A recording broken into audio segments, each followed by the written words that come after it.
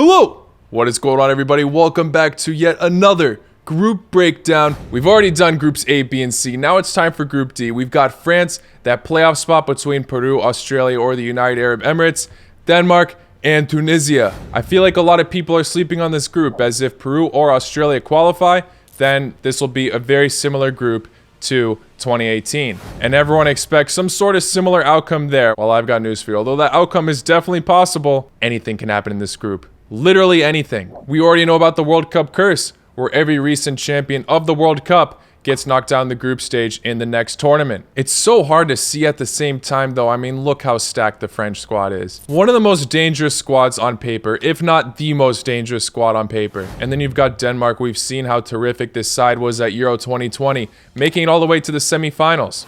Tunisia. Everyone seems to arrive this side, don't they? Well, they actually had a decent run in the Africa Cup of Nations where they knocked out Nigeria in the round of 16s. And they made it far in the last AFCON tournament as well. Then for all those playoff teams, no disrespect to Australia or the UAE, but I would be most worried about Peru. They were obviously in the same group with France and Denmark in 2018, and they put off very, very good fights despite crashing out, finishing third. I mentioned it a lot, but we can't forget about what Griezmann said about this side.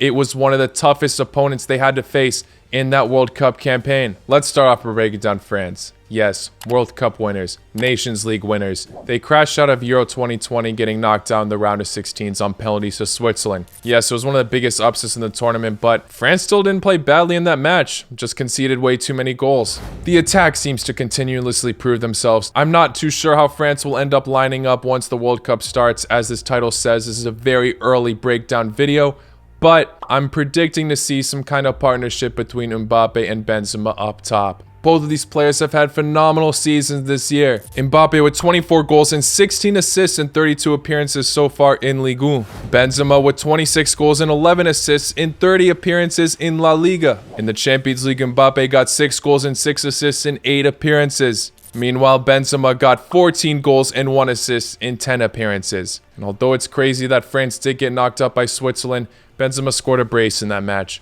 He wasn't in the squad in the previous World Cup, and now they suddenly brought him back, and he's still proven his worth that he's a world-class striker. Who knows how dangerous this side could have been if he was in World Cup 2018. I bet you he could have scored more goals than Giroud. But it's not just them. The lad Christopher Nkunku has had the season of his life. He's a pretty versatile player up top. I'm not sure where they'd utilize him with so many phenomenal attackers already. Maybe he can replace Griezmann's role. I'm not too sure because I know Griezmann hasn't had the best year himself. But anyway, going back to Nkunku. 18 goals and 15 assists in 32 appearances in the Bundesliga. 7 goals and 2 assists in 6 appearances in the Champions League. And 3 goals in 5 appearances in the Europa League. Like I said, season of his life.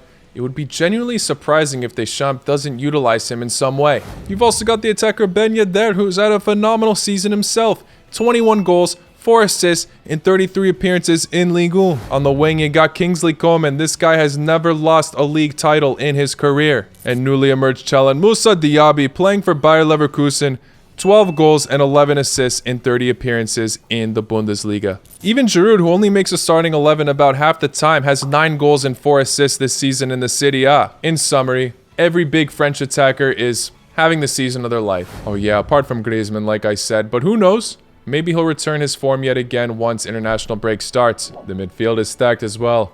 You all know nice guy N'Golo Kante. Paul Pogba, yes, this guy gets complaints about his form at United, but he always turns up internationally, doesn't he? They also have another CDM to utilize, Chouameni. Now let's talk about the defense. On paper, they look fantastic, don't get me wrong, but it might be the only weak point of France. Like I said, we saw it against Switzerland in the Euros, and not all, but some of these defensive options, I'm particularly looking at the center backs, haven't had the best year. Raphael Varane, the best example. Kimpembe, he's good, but why didn't they take Laporte? Why didn't they take Laporte? Probably the silliest decision Deschamps has ever made. But yeah, their fullback Theo Hernandez has obviously had a great season for AC Milan. Digne proving his worth at Aston Villa. You could go on and on about the French national team squad. It's probably the squad I'm going to go more in depth in with this video. And you might be thinking, how is it possible that this very stacked squad could follow up with the World Cup curse? That's what they said about the others, didn't they?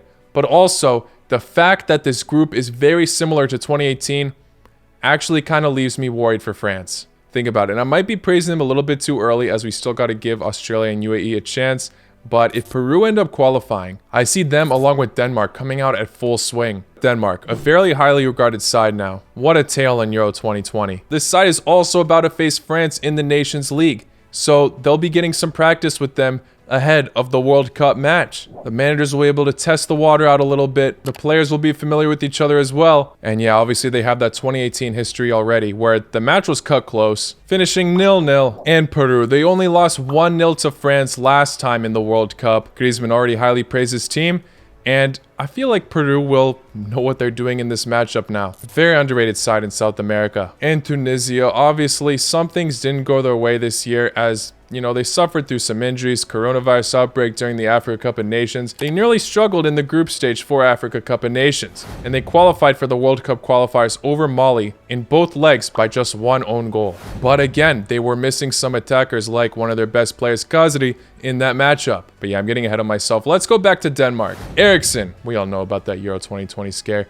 Thank God he's okay. He's recently signed for Brentford, and he's proven his worth that he'll most likely be selected for the national team. I mean, he even made a return for Denmark in the friendlies, scored against Netherlands. I have a feeling this man's going to go out with a bang at the World Cup. Simon Kjær, this guy's been injured for some time. We haven't seen a lot from him, obviously, but we did at the beginning of the season and the Euros. I think he was one of the best players at the tournament. Kasper Schmeichel, probably the best player in the Danish squad. Goalkeeper for Leicester City. What an absolute warrior. I mean, he honestly got unlucky with that Harry Kane penalty. Damsgaard, criminally underrated midfielder playing for Sampdoria. Poulsen, I feel like the hype kind of faded away for this lad, but still, contributing for RB Leipzig and a very solid striker option for Denmark. Christensen, Chelsea defender who will be leaving at the end of the season. The GOAT Martin Braithwaite. Atalanta defender Mile. Delaney. Holberg. Was. Vestergaard.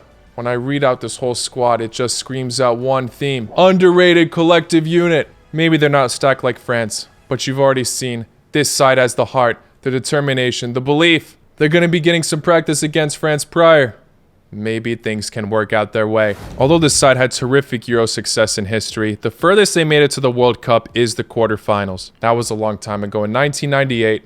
Surely Denmark can have a solid run in the World Cup. Why not? They're a projected dark horse. Well, I don't know if they're considered a dark horse anymore. They proved their worth, but still, a side many people seem to underestimate. I think they can give this tournament a very solid go. And in particular, the group. I feel like this group, they can possibly have it under control. We'll see though. Another reason why Denmark are so highly regarded is their World Cup qualifier run was spectacular, nearly going undefeated without conceding any goals. They just blew it on the last international break to Scotland, but obviously motivation was probably not super high. They already qualified for some time. They destroyed this group. And yeah, also Faroe Islands also scored a goal right before them. Now going into Tunisia, like I said, one of the best players on the team, Kazri, has been absent a few times recently, but he could very much go out with a bang. He suffered some injuries this year, but he still got 10 goals to his name in 28 appearances. Misakni, their captain, currently plays in the Qatari League. Hannibal Mejbri, only 19 years of age, plays for Manchester United.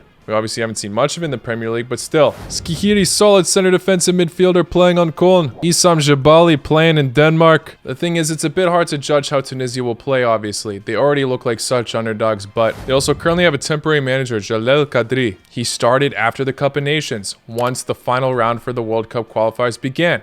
He obviously pulled through with them, but like I said, they only won off of a Mali own goal. He's already assisted coaching for Tunisia in previous years, but I don't know what the situation is with him staying and who they're trying to find before the World Cup starts. Tunisians, if you have any idea about this, please let me know in the comments. Now let's dive into those playoff teams. I already talked about Peru a little bit, so let's start off with Australia. The Socceroos have not had a very good World Cup qualifier run, have they? I mean, they made it to the playoffs, obviously, sure, but third place by quite a fine margin, and only 1 point in front of Oman as well. Their final international break for the World Cup qualifiers in these group stages were obviously the toughest, and they lost both of these tough matches. Japan 2-0, Saudi Arabia 1-0. And prior to that, they just cut it way too close in a lot of the matches. Drawing with the likes of Oman and China, definitely one of the lesser promising Australian sides in history. Their goalkeeper Matthew Ryan has obviously had a lot of experience in Europe. They can hopefully count on him to pull them through and qualify for this World Cup. They also got Tom Rogic, a very exciting center attacking mid on Celtic. Aydin Hrušić on Frankfurt. He doesn't get all the playing time in the world for the club though, does he? The legend Aaron Moy, who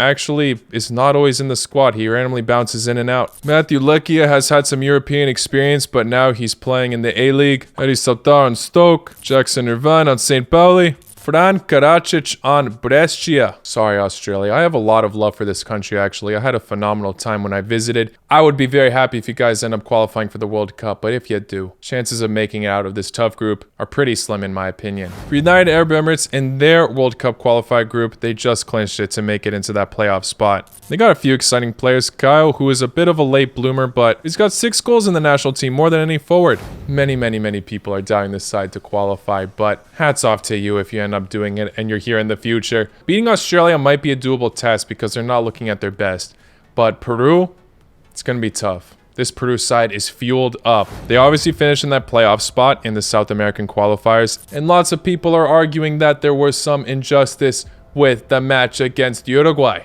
after there should have been a goal line review at the end of the match. They were also in the playoff position last time for the World Cup qualifiers, and they obviously made it through. They're also a bit familiar with Australia as they were in the same group in 2018. I feel like Peru will go through, and again, if you're here from the future and they don't, I'm not even mad. Renato Tapia, very solid defensive midfielder on Celta Vigo. Christian Cueva, very creative attacking player. Obviously, there were some questions about how well the strikers would now do, but Lapadula's not doing too badly for himself right now. In the Serie B, he's got 10 goals and 4 assists in 20 appearances, not even being on the starting 11 much. Andre Carrillo, very quick player that can impose problems at the World Cup. There was obviously some questions of how well Peru would do after one of their main forwards, Paulo Guerrero, left the national team. They seem to be still doing okay without him. The attack's still looking very dangerous, and like I said, this side just fights for their life in so many matches. Their losses in the World Cup 2018 both consisted of 1-0 results. This side, no way they're going out without a fight, and maybe they can upset the World Cup winners France. Like I said, who knows, but if they were that tough to beat in 2018, they could definitely want a solid rematch now. And Denmark should also definitely watch out themselves. Now, I've already given my predictions, but now it's time to share them again. Gotta remind everyone once again, these are the earliest thoughts. I still need to see what happens in the Nations League. That's crucial as France and Denmark will be playing each other then. I obviously need to see if banking on Peru to qualify will actually pay off. And obviously form over this time between all these players and teams in general can definitely change over time. Most people are expecting France to go through. There are still people that are going with the World Cup curse. I'm going to say that there is no World Cup this time, but France still do struggle in this group. They make it out, but no way easily. I'm going to say that Denmark are the ones to top it. Maybe I am reaching a bit too high for Denmark, but I can't see France going out winning every single fight against these teams that are going to be very motivated to have them struggle. I can't see France escaping with 9 points, not a chance, and I do see them at least losing one match. Whether it's to Denmark or Peru, or even Tunisia, I see them losing once. If I'm assuming Peru qualify, which obviously too early to tell, but we got to put one team in there for the predictions, I'll say they get 3rd and Tunisia 4th. No disrespect to Tunisia, but I do have a lot of faith in Peru not going all the way to the bottom. Maybe Tunisia can grab a win if Australia or the UAE qualify, but I think this group still might be too tough for them. Tunisia, prove me wrong. Grab 1st place, grab 2nd. I see everybody's underestimating you, even in the polls that I'm making. Best of luck to you guys. Always love the underdog story. That is my prediction for now. Lots of people calling me crazy because I'm in the middle with it. Lots of people are saying France will top it. Some people are saying World Cup curse will happen. I'm going to say a little bit of a twist, where they don't crash out, but they make it really close and make it through. Let me know your thoughts as always, guys. Again, too early to tell. I know yours will be as well, but it's still fun to discuss it. Lots of hype directed towards the World Cup. We're still far away, but I can't freaking wait for this tournament. I can't wait for this international break, as we'll find out which of the teams will also qualify, Australia, Peru, or the UAE. I want to do some coverage on that when the time comes closer. So yeah, thank you for making it all the way to the end. Please, if you haven't already, hit that like button, subscribe if you're new, and I'll see you all very, very soon. Take care. La noche.